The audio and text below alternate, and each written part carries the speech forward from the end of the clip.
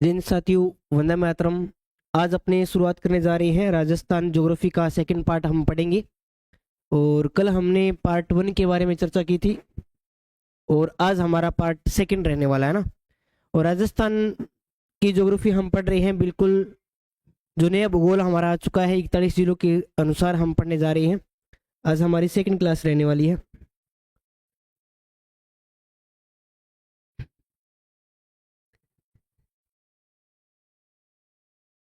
चलो भाई, कल हमने बात की थी सामान्य परिचय के बारे में ना, कि राजस्थान के सामान्य परिचय में हमें क्या कुछ पढ़ना है।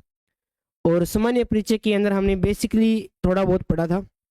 जैसे हमने राजस्थान के क्या देखे थे भी, प्राचीन नाम देखे थे। हमने कल पढ़ा है सामान्य परिचय, बिल्कुल बेसिक स्ट्रक्चर। सामान्य परिचय के अंदर हमने राजस्थान के क्या देखे थे भाई, प्राचीन नाम देखे थे। और प्राचीन नाम में आपको याद भी होगा कि राजस्थान का सबसे प्राचीन नाम क्या था भाई। राजस्थान का सबसे प्राचीन नाम क्या था, कहाँ पे जानकारी मिलती है ये। जैसे मैं कहूं कि ऋग्वेद के अंदर क्या जानकारी मिलती है, ऋग्वेद में राजस्थान का नाम क्या मिलता है। अरे बोलो, क्या नाम मिलता है, ब्रह्मवर्त मिलता है। अगर मैं आपसे ये पूछ लूं कि मेरे को ये बताओ कि रामायण के अंदर राजस्थान का नाम क्या मिलता है, मरुकांताई मिलता है। अगर मैं बोलूं राजस्थान के लिए सबसे पहले राजपुताना शब्द का प्रयोग किसने किया था भाई। राजपुताना शब्द का प्रयोग किसने किया था, ये बताओ जरा, किसने किया था भाई। जॉर्ज थॉमस ने किया था या ईस्ट इंडिया कंपनी ने किया था।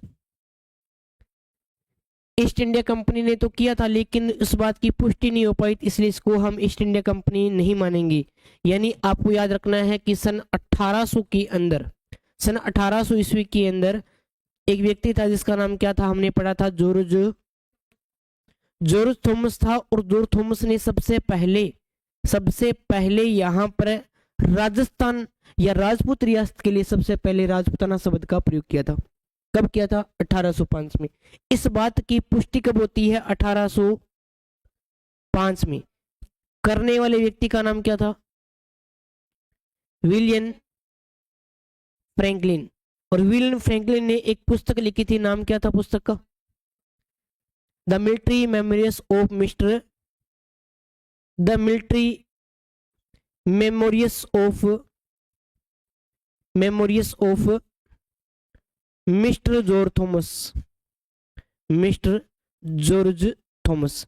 और इसमें ये कहता है, क्या कहता है कि जॉर्ज थॉमस ही वह पहला व्यक्ति था जिसने राजस्थान के लिए सबसे पहले क्या शब्द प्रयोग किया था भाई, राजपुताना शब्द का प्रयोग किया था। ये बात आपको थोड़ा सी ध्यान में रखनी है। यहां तक हमारा कंप्लीट हो चुका था। आज हम बात करेंगे, थोड़ी बहुत आगे बात करने वाली है। और आज हम बात करेंगे प्राचीन नामों में। सबसे पहले हम बात करेंगे किसके बारे में, जो हमारे हिस्ट्री के हीरो है, नाम आता है किसका भाई, Colonel James Tod. Colonel James Tod के बारे में कहा जाता है कि ये हमारे हिस्ट्री के क्या कहलाते हैं भाई, क्या कहलाते हैं, पितामह कहलाते हैं। क्यों कहलाते हैं, कर्नल जेम्स टोड हमारे इतिहास के जनक। जैसे भारतीय इतिहास के जनक कौन है, भारतीय इतिहास के जनक कौन है, अच्छा तो विश्व इतिहास के जनक कौन है फिर, विश्व इतिहास के जनक है हेरोडोटस। और भारतीय इतिहास के जनक कौन है, वेद व्यास। उसी प्रकार से राजस्थान इतिहास के जनक कौन है, कर्नल जेम्स टोड है। क्यों है, क्योंकि कर्नल जेम्स टोड ने बढ़िया तरीके से यानी वैज्ञानिक तरीके से क्या किया था, इनका इतिहास को लिखा था। क्या सबसे पहले इन्होंने ही प्रयास किया था लिखने का, या इससे पहले कोई और व्यक्ति भी आया था। इतिहास लिखने का श्रेय सबसे पहले क्या कर्नल जेम्स टोड को ही जाता है, या इससे पहले कोई व्यक्ति और भी आया था, लिखने का प्रयास किया था। एक बंदा था जिसका नाम आपने सुना होगा, कवि श्यामल दास जी का नाम सुना होगा आपने, जिनकी एक रचना आती है वीर विनोद। वीर विनोद के अंदर वो बताता है कि कवि जो श्यामल दास जी, उन्होंने लिखने का प्रयास किया इतिहास को सबसे पहले, लेकिन लिख नहीं पाई थी पूरा। लेकिन पूरा किसने लिखा, उन्होंने, कर्नल जेम्स टोड ने। इसलिए कर्नल जेम्स टोड को क्या कहा जाता है, राजस्थान इतिहास के जनक के रूप में जानते हैं। अगर आपसे प्रश्न पूछ ले कि राजस्थान इतिहास के जनक कौन है, राजस्थान इतिहास के जनक कौन है, तो कौन हो जाएंगे भाई, कर्नल जेम्स टोड। राजस्थान इतिहास के जनक बोल दे, या जनक को वो क्या बोल सकता है आपको, पिता, महा भी बोल सकता है। इनकी और क्या क्या उपनाम आते हैं अगर हम बात करें तो ये इन्हें बोलते हैं, क्या बोलते हैं, इनका एक बहुत ही प्यारा सा नाम आता है, इन्हें बोलते हैं घोड़े वाले बाबा भाई। इन्हें क्या बोलते हैं, घोड़े वाले बाबा भी बोलते हैं, है ना। पेपर में प्रश्न आ जाए कई बार कि घोड़े वाले बाबा के रूप में किसे जानते हैं, तो आपको बताना है कर्नल जेम्स टोड को जानते हैं। अच्छा, कर्नल जेम्स टोड है, इनके बारे में कहा जाता है कि राजस्थान सबसे पहले ये कब आए थे भाई, सबसे पहले राजस्थान कब आए थे ये, सबसे पहले राजस्थान कब आए थे। महीना था गर्मी का, गर्मी सबसे ज्यादा अपने यहाँ कब पड़ती है, तो ये जून के अंदर ही आए थे भाई। जून 1806 के अंदर सबसे पहले आती है ये, और आते कहाँ पे है, उदयपुर के अंदर। अगर आपसे पूछ लिया जाए कि सबसे पहले यानी राजस्थान में कर्नल जेम्स टोड कब आते हैं, जून 1806 में सबसे पहले उदयपुर के अंदर आते हैं, लेकिन फिर वापिस चले जाते हैं। उसके बाद में फिर क्या करते हैं, ये 1818 के अंदर जब संधियां हो रही थी तब ये क्या करती है, मेवाड़ और प्लस में, मेवाड़ प्लस में हाड़ौती के क्या बनकर आती हैं ये, हाड़ौती के क्या बनकर आती हैं, हाड़ौती की ये बनकर आती हैं क्या भाई, पीए।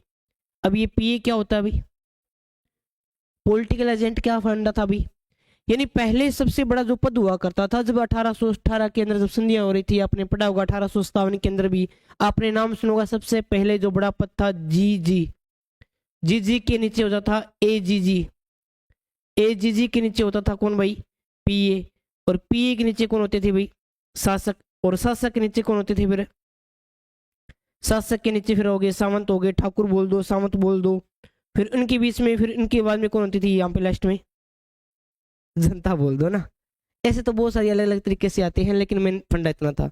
गवर्नर जनरल होता था, एजेंट टू गवर्नर जनरल होता था, पॉलिटिकल एजेंट होता था, फिर शासक, फिर सामंत हो गए, ठेकेदार ये हो गए, है ना, ये इस चीजें, फिर लास्ट में जनता। इस तरह से ये क्रम था इनका बना हुआ था पद। तो यहाँ पर क्या है कि उस समय के अंदर ये पीए बनकर आए थे, किसका पीए बनकर आए थे, मेवाड़ और हाड़ौती का पीए बनकर आए थे 1818 के अंदर, कौन, कर्नल जेम्स टोड। उसके बाद में उन्होंने क्या है कि सबसे महत्वपूर्ण बात जो आपको याद रखनी है, 1829 की भाई बात है, 1829 की भाई। 1829 में ऐसा क्या हुआ भाई, 1829 में ये लिखते हैं, एक पुस्तक लिखते हैं, पुस्तक का नाम क्या था, पुस्तक का नाम था the annals and antiquities, antiquities antiquities of Rajasthan, ये लिखते हैं पुस्तक। और ये पुस्तक लिखते कब है भाई, 1800। और इस पुस्तक में वो कहते हैं, क्या कहते हैं कि राजस्थान है उसके लिए मैं कितने शब्द प्रयोग करूंगा, 3। पहले नाम क्या जाता है अभी, राय था ना, दूसरा नाम क्या जाता है, रजवाड़ा, रजवाड़ा, और तीसरा नाम क्या जाता है आपका, राजस्थान। यानी राजस्थान के लिए सबसे पहले राजस्थान शब्द का प्रयोग करने वाला व्यक्ति का नाम पूछे तो कौन सा हो जाएगा भाई, भी राजस्थान की धरती के लिए सबसे पहले राजस्थान शब्द का जिन्होंने प्रयोग किया था उनका नाम था कर्नल जेम्स टोड।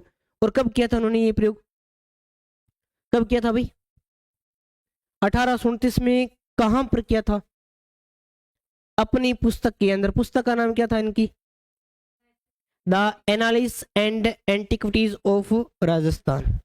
ये आपको थोड़ा सा ध्यान में रखना है, ये आपको थोड़ा सा ध्यान में रखना है।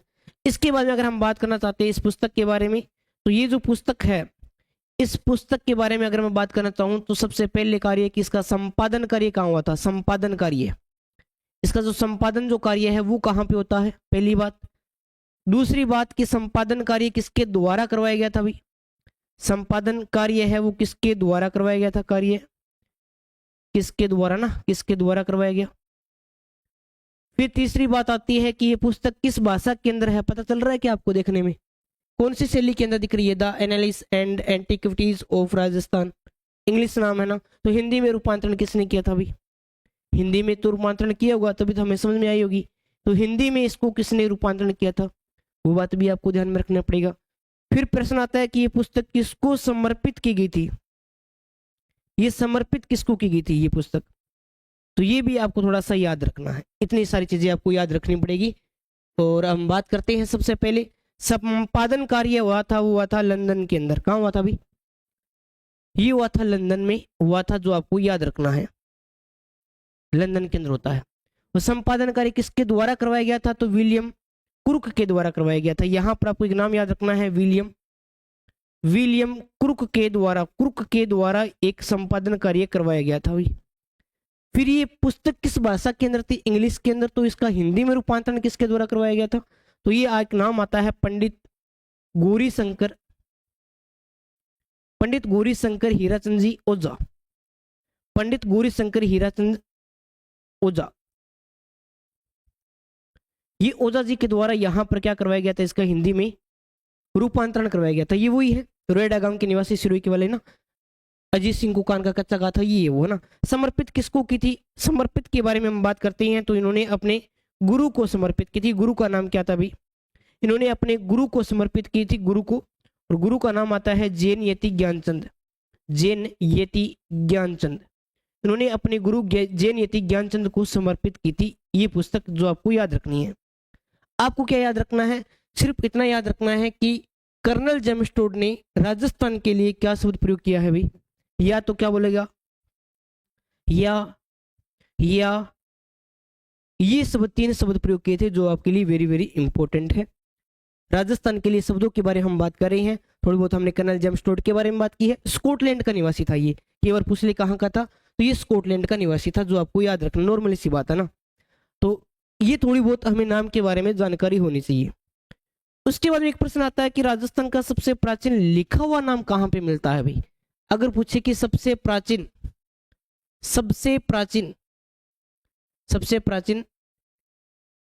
लिखा हुआ नाम या फिर लिखा हुआ नाम कहाँ मिलता है अभी, लिखा हुआ नाम, राजस्थान का सबसे प्राचीन लिखा हुआ जो नाम है वो कहाँ पर मिलता है, कहाँ मिलता है बताइएगा जरा भाई, कहाँ पे मिलता है। बिल्कुल भाई ना, एक देखो एक नाम आता है, एक तो आता है शिलालेख, एक गुहालेख, एक स्तंभलेख की क्या होते हैं। जैसे अपनी बात करते हैं, एक तो आता है शिलालेख, जैसे एक नाम आ गया शिलालेख, और एक जैसे नाम आ गया यहाँ पर गुहालेख, एक जैसे नाम आ गया यहाँ पे स्तंभलेख। इसका मतलब क्या होता है भाई, स्तंभलेख, लेख का मतलब तो लिखना होता है, बढ़िया बात है। शिला का मतलब क्या होता है, पत्थर, अगर कोई पत्थर पर लिखा हुआ है तो क्या हो गया, शिलालेख हो गया। अगर गुहा का मतलब गुफा, अगर कोई गुफा के अंदर लिखा हुआ है तो क्या हो गया, गुहालेख। स्तंभ का मतलब इस प्रकार से पिलर है लगी हुई है, इसके ऊपर कोई लिखा हुआ जानकारी मिली है, तो वो कौन सा हो गया अभी आपका, वो स्तंभलेख हो जाता है, जो आपको याद रखना है। तो एक इसी प्रकार का एक शिलालेख है, कौन सा शिलालेख है अभी, बसंतगढ़ का शिलालेख है। कहाँ पे मिला था भाई, वो कहाँ पे मिलता है। अगर हम बात करना चाहें इसके बारे में, सबसे प्राचीन लिखा हुआ नाम कहाँ मिलता है, तो इसके बारे में हम बात करना चाहते हैं, तो यहाँ पर आपको याद रखना है, एक यहाँ पर एक मंदिर है, बहुत ही प्यारा सा मंदिर है एक, ये हम बना लिया एक मंदिर, और ये मंदिर कौन सी माता का है, यानी कौन सी देवी का मंदिर है, ये एक देवी है, इसका एक मंदिर है, ये कौन सी देवी का मंदिर है, ये है खीवल माता का मंदिर, आपने नाम भी सुना होगा, खीवल माता का मंदिर।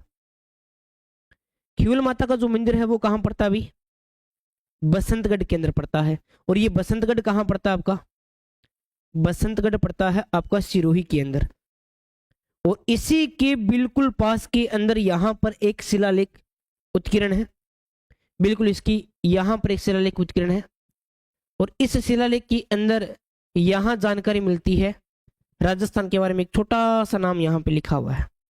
सबसे पहले बात करते हैं शिलालेख है कौन सा, इसका नाम मिलता है क्या भाई, बसंतगढ़ का शिलालेख, बसंतगढ़ का शिलालेख। फिर बात करते हैं कि ये शिलालेख है कब का, कितना पुराना है ये भाई, ये बसंतगढ़ का शिलालेख है वो कितना पुराना है आईडीए से, तो ये लगभग आपका है 682, कब का, कितना पुराना है भाई, 682 ईस्वी का है, ये आपको याद रखना है, ठीक है। 682 ईस्वी का जो आपको याद रखना पड़ेगा यहाँ पे। बसंतगढ़ का शिलालेख सिरोही के अंदर पड़ता है, 682 ईस्वी का है। अच्छा, इस बसंतगढ़ शिलालेख में जानकारी किसके बारे में मिलती है, जानकारी किसके बारे में जानकारी देता है ये वाला भी, बसंतगढ़ है तो बसंतगढ़ के शिलालेख में कुछ तो मिला होगा, लिखा हुआ तो होगा, किसके बारे में जानकारी देता है ये जानकारी, बताइएगा। ये बसंतगढ़ जो शिलालेख है वो जानकर देता है दास प्रथा के बारे में। दास प्रथा क्या होती है? दास प्रथा, नौकर, एक राजा ने दूसरे पे अधिकार कर लिया, उसको गुलाम बना लिया, उदास हो गया, उसके अधीन के कार्य करेगा। यानी जानकारी मिलती है दास प्रथा के बारे में। लेकिन ये उत्तीकरण किसके समय हुआ था, किसके समय ये लिखा गया था, इसके में यहाँ का शासक कौन था, उत्कीर्ण किसके समय होता है, कौन से वंश के समय ये उत्कीर्ण होता है? तो चावंड वंश, एक वंश था जिनका नाम आता है चावंड वंश। एक छोटा सा वंश था, बस मात्र 5-7 लेना है और उनमें से प्रश्न भी आ जाते हैं ना। सिरोही के अंदर चावंड वंश कभी पढ़ोगे आप, है ना, हिस्ट्री के अंदर, तो आपको पता चलेगा। पीछे प्रश्न भी आया था चावंड वंश को लेकर। तो एक यहाँ पर आपको याद रखना पड़ेगा, उत्कीर्ण हुआ था चावंड वंश का एक शासक था। चावंड जो वंश है उनका एक शासक था, जिनका शासक का नाम आता है वर्मलात। वर्मलात के समय ये उत्कीर्ण होता है। वर्मलात के समय ये क्या होता है, अभी उत्कीर्ण होता है। और इसके अंदर किसके बारे में जानकारी मिलती है? दास प्रथा के बारे में। अब बात ये करते हैं अपने यहाँ पर इनके बारे में। अगर थोड़ा सा और बात करना चाहें इनके बारे में, थोड़ा सा और अगर हम बात करना चाहें तो थोड़ा सा देखो इनके बारे में कि इसके अंदर राजस्थान के लिए क्या शब्द प्रयोग किए गए यहाँ पर। अगर हम बात करना चाहें यहाँ पर सबसे पहले, तो यहाँ पर राजस्थान के लिए एक शब्द प्रयोग किया गया है और इस शब्द का नाम क्या है? बहुत ही प्यारा सा नाम है, राजस्थाना। राजस्थाना द्वितीय शब्द का प्रयोग किया गया है भाई। राजस्थान द्वितीय शब्द का प्रयोग सबसे पहले, अगर कोई लिखा हुआ नाम मिला है राजस्थान के बारे में तो वो क्या मिला है? राजस्थाना द्वितीय। राजस्थान में सबसे प्राचीन लिखा हुआ नाम पूछे तो राजस्थान द्वितीय मिला है। कहाँ मिला है? बसंतगढ़ के शिलालेख में मिला है, जो कि 682 ईस्वी का है, जो कि खीवल माता का मंदिर बसंतगढ़ सिरोही के पास से मिला है। उत्कीर्ण किसके समय हुआ था? चावंड वंश का शासक था वर्मलात, उनके समय उत्कीर्ण होता है। और बसंतगढ़ शिलालेख जानकारी किसके बारे में देता है? तो दास प्रथा के बारे में ये जानकारी देता है, जो आपके लिए वेरी वेरी इंपॉर्टेंट है। अच्छा, इसके अलावा अगर हम बात करना चाहते हैं तो और कोई राजस्थान का नाम कहाँ मिलता है लिखा हुआ? अगर हम बात और करना चाहें तो आपको याद रखना है, यहाँ पे चित्तौड़गढ़ का एक खंड शिलालेख है भाई। चित्तौड़गढ़ का खंड शिलालेख है, खंड शिलालेख। इस खंड शिलालेख के अंदर भी जानकारी मिलती है राजस्थान के बारे में। और यहाँ पर इसके अंदर राजस्थान के लिए क्या शब्द प्रयोग किया गया है? इसके अंदर राजस्थान के लिए एक शब्द प्रयोग किया गया है जिसका नाम है राजस्थानीय। राजस्थानीय, यानी अगर पूछे कि आपको ये भी पूछ ले कि चित्तौड़गढ़ का जो खंड शिलालेख है, चित्तौड़गढ़ का जो खंड शिलालेख है उसके अंदर राजस्थान का क्या शब्द प्रयोग किया गया है? तो राजस्थानी शब्द का प्रयोग किया गया है। लेकिन राजस्थान द्वितीय शब्द का प्रयोग है वो कहाँ पर प्रयोग किया गया है? तो बसंतगढ़ के शिलालेख के अंदर प्रयोग किया गया है। इसके अलावा अगर हम बात करना चाहते हैं तो मोहनोत नैणसी ने एक किताब लिखी थी, एक पुस्तक लिखी थी, एक ग्रंथ लिखा था जिसका नाम क्या था? नैणसीरी ख्यात। इस ग्रंथ के अंदर भी राजस्थान शब्द का प्रयोग किया गया है। वीरभान का एक ग्रंथ आता है जिनका नाम क्या है अभी? राजरूपक, उसके अंदर भी राजस्थान शब्द का प्रयोग किया गया है। यानी काफी किताबों के बाद में तो बहुत सारे प्रचलन में आ गए थे। तो इतना आपको याद रखना पड़ेगा प्राचीन नामों के बारे में, जो हमने कल चर्चा की थी, और एक हमने थोड़ी बेसिक स्ट्रक्चर के बारे में आज चर्चा की है। इसके अलावा अगर आप यहाँ पे लिख सकते हो, यहाँ पे थोड़ा सा और अगर आप दिखना चाहो तो यहाँ पे कि कवि श्यामल दास जी ने, ये भी आपको बात याद रखनी पड़ेगी, कवि श्यामल दास, श्यामल दास जी ने, कवि श्यामल दास जी ने सबसे पहले राजस्थान इतिहास लिखने का क्या किया था भाई? इतिहास लिखने का प्रयास किया था। लिखने का प्रयास किया लेकिन सफल नहीं हो पाए थे। प्रयास किया लेकिन सफलता नहीं मिली भी, प्रयास किया। अब पूछ लेता है कवि श्यामल दास जी की पुस्तक का नाम क्या था? पुस्तक का नाम, इनकी पुस्तक का नाम क्या था भाई? वीर, इनका नाम क्या था भाई? पुस्तक का नाम वीर विनोद। वीर विनोद, ये भी आपको थोड़ा सा ध्यान में रखना। इनकी पुस्तक का नाम आता है वीर विनोद आता है, ये भी आपको थोड़ा सा ध्यान रखना। नेट सीरी वाली बात आप वैसे याद रख लेना, कोई दिक्कत वाली बात नहीं है। तो ये इसके आगे पहले आप लिख लो, फिर अपने आगे चलते हैं।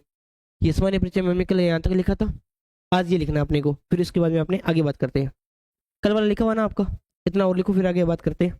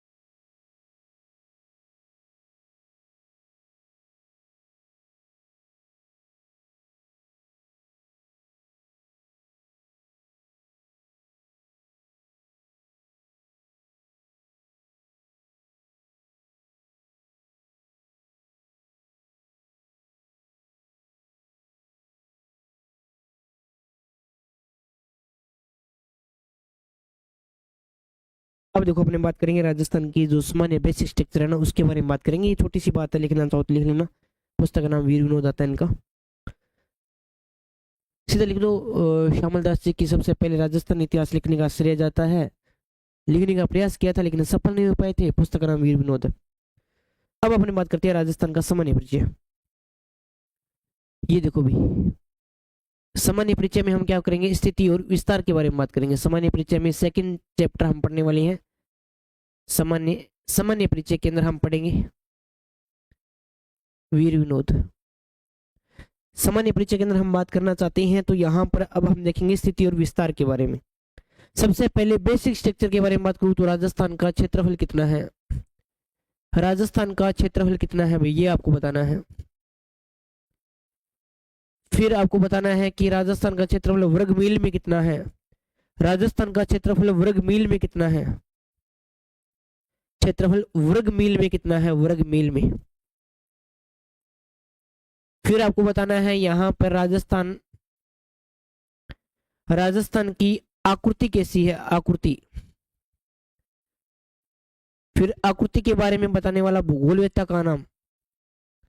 आकृति के बारे में बताने वाला भूगोलवेत्ता का नाम बताना है। भूगोलवेत्ता जिन्होंने ये जानकारी दी थी। उसके बाद में आपको ध्यान में क्या रखना है, राजस्थान का क्षेत्रफल हो गया, राजस्थान का क्षेत्रफल वर्ग मील में, आकृति, भूगोलवेत्ता। फिर अपने को याद रखना है उत्तर से दक्षिणतम लंबाई। उत्तर से दक्षिणतम लंबाई कितनी है। फिर आपको याद रखना है पश्चिम से पूर्व, पश्चिम से पूर्व की ओर, पश्चिम से पूर्व की ओर, पूर्व की ओर चौड़ाई कितनी है इसकी। इनके बारे में हम बात करेंगे पहले, चौड़ाई के बारे में, तो ये आपको ध्यान में रखना है। इसके बाद में अगर हम बात करना चाहें तो विश्व के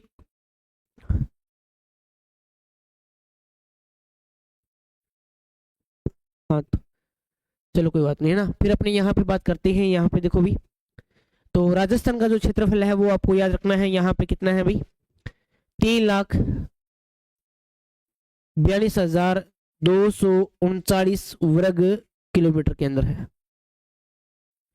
3,42,239 वर्ग किलोमीटर के अंदर राजस्थान का क्या है भाई, क्षेत्रफल है।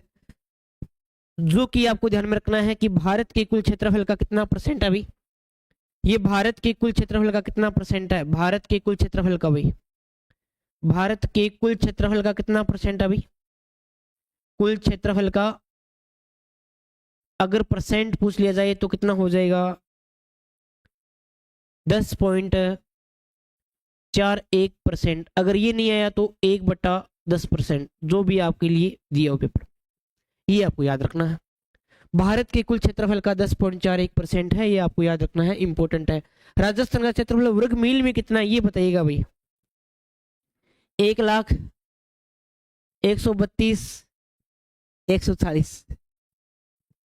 बहुत बढ़िया भाई, कैसे यारों, बस याद रहना चाहिए अपने को तो, और ये बार बार पेपर में पूछा जाता है भाई, ये आपको याद रखना पड़ेगा, ये आपको याद रखना ही पड़ेगा, वेरी वेरी इंपॉर्टेंट है। राजस्थान की आकृति कैसी है, विषम कोणीय, विषम कोणीय चतुर्भुज, विषम कोणीय चतुर्भुज बोल दो, या फिर कैसे बोल दो भाई, या तो विषम कोणीय चतुर्भुज बोल दो, या आप एक शब्द प्रयोग कर सकते हो उसके लिए, क्या भाई, पतंगाकार। कैसा शब्द प्रयोग करोगे, पतंगाकार, पतंगाकार। और ये बताने वाले भूगोलवेत्ता का नाम अगर आपसे पूछ लिया जाए तो क्या बताओगे आप, फिर बताओगे आप यहाँ पर भूगोलवेत्ता का नाम TH. Handle, TH. Handle, TH. Handle. ये आपको बताना पड़ेगा कि टी.एच. हैंडले वह पहला भूगोलवेत्ता था जिन्होंने ये कहा कि राजस्थान की आकृति विषम कोणीय चतुर्भुज या फिर कैसी है, पतंगाकार है। उत्तर से दक्षिणतम लंबाई अगर पूछी जाए तो कितनी हो जाएगी, 800 किलोमीटर। और पूर्व से पश्चिम में अगर चौड़ाई पूछी जाए तो 869 किलोमीटर। और दोनों में डिफरेंट पूछा जाए तो कितना किलोमीटर क्या जाता है भाई, ये आपको याद रखना है। यहाँ पर 43 किलोमीटर का दोनों में क्या जाता है भाई, ये आ जाता है डिफरेंट। केवल ये भी पूछ लेता है ना, ये भी आपको थोड़ा सा ध्यान में रखना भाई। जैसे अपने राजस्थान के संदर्भ में अगर हम बात करना चाहिए, यहाँ पर जैसे राजस्थान के संदर्भ में अगर हम बात करते हैं तो राजस्थान के संदर्भ में आपको थोड़ा सा ध्यान में भी रखना पड़ेगा। जैसे ये राजस्थान है, राजस्थान में बात करते हैं तो ये इसका कौन सा बिंदु है, उत्तरी ये इसका दक्षिणी है, और ये इसका कौन सा बिंदु है भाई, पूर्वी, और ये इसका कौन सा है, पश्चिम बिंदु। हमने सबसे पहले ये देखा कि इसकी ये जो लंबाई है, ये इसकी जो लंबाई है वो लंबाई कितनी है इसकी, ये है 826 किलोमीटर के अंदर आती है। और फिर हमने देखी इसकी चौड़ाई के बारे में, तो ये इसकी जो चौड़ाई है वो चौड़ाई कितनी है, 800 की बोले भूख लगी है ना, 869 किलोमीटर है, 869। ये आपको ध्यान रखना है, ये तो पुराने हो गए, लेकिन पेपर में पूछेगा ये वाला विकर्ण बताओ, पेपर में पूछेगा ये वाला विकर्ण बताओ, ये दूरी कितनी है और ये दूरी कितनी है, एक और बताओ। बिल्कुल, बहुत बढ़िया। ये जो दूरी है वो है 850 किलोमीटर, और ये जो दूरी है वो है 784 किलोमीटर। अब समझे कैसे, पेपर में कैसे पूछेगा, पेपर में वो बोलेगा कि राजस्थान की उत्तर पश्चिम से दक्षिण पूर्व की ओर लंबाई कितनी है, 850, दक्षिण पश्चिम से उत्तर पूर्व कितनी है, तो ये 784। ये नया डाटा है जो थोड़ा सा आपको याद करना है। हमने बेसिक स्ट्रक्चर के बारे में आज बात की है, बाकी हमारी नेक्स्ट क्लास में हम पढ़ेंगे। बाकी मिलते हैं कल। जय हिंद, वंदे मातरम।